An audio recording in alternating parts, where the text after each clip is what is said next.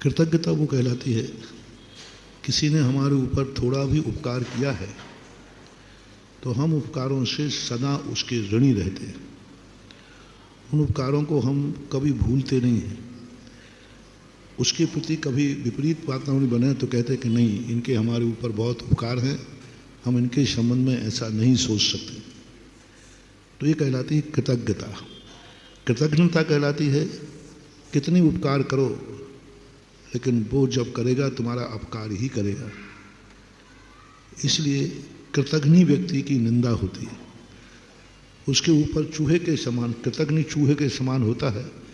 उसको कोई कितनी रक्षा करे लेकिन जो उसकी रक्षा करेगा वो उसी के पंख काट देगा। ऐसे बहुत सारे लोग होते हैं जिसे तुम कहते हैं अंतर्घात, विश्वासघात।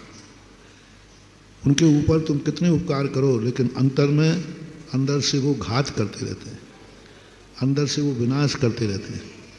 कृतज्ञ कहलाते। कृतज्ञ व्यक्ति सबसे ज़्यादा निकृष्ट होता है क्योंकि ये कभी भी धोखा दे जाता है। इन लोगों पर विश्वास नहीं करना चाहिए। कृतज्ञ व्यक्ति विश्वास का पात्र नहीं है क्योंकि ये कभी भी पासा पलट सकता है। आज तुम्हारा है, तुम समझते हैं कि हमारा है, और कल जाकर के दूसरी पार्टी में मिलकर के तुम्हारी सारी बातें वहाँ उगल देगा, तुम्हारे विपरीत चला जाएगा। दल बदलू जिसे बोलते हैं। और अभी तो तुम्हारे साथ मित्रता थी, तुम मुझसे सारी बातें कर रहे, चर्चा कर रहे, लेकिन उस समय वो जब विपक्ष में जाएगा तो वह तुम्हारी सबसे बड़ा निकृष्ट आदमी वो है जो मित्रता के समय की हुई बातों को कल दुश्मनी हो जाए तो उस समय की बातों को जो शेयर करता है, यह सबसे बड़ा निकृष्ट जीव कहलाता है। जैसे आप लोगों ने नौकरों में देखा, तुम्हारा कोई मुनीम है, तुम्हारा विश्वसनीय था, और बाद में आपने उसको निकाल दिया तो उसने सारी शिकायतें कर दी क्योंकि उसको सब कुछ मालूम था। राजघराने क्यों डूबते थे? ऐसे ही तो डूबते थे।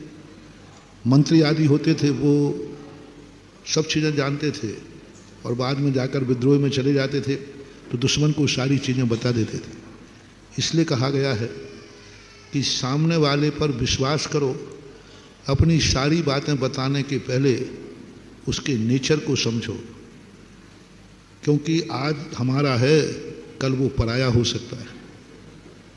तो जो महान आत्माएं होती हैं वे अंदर की बात अपने सगे बेटे को भी नहीं बताते, सगे को भी नहीं बताते।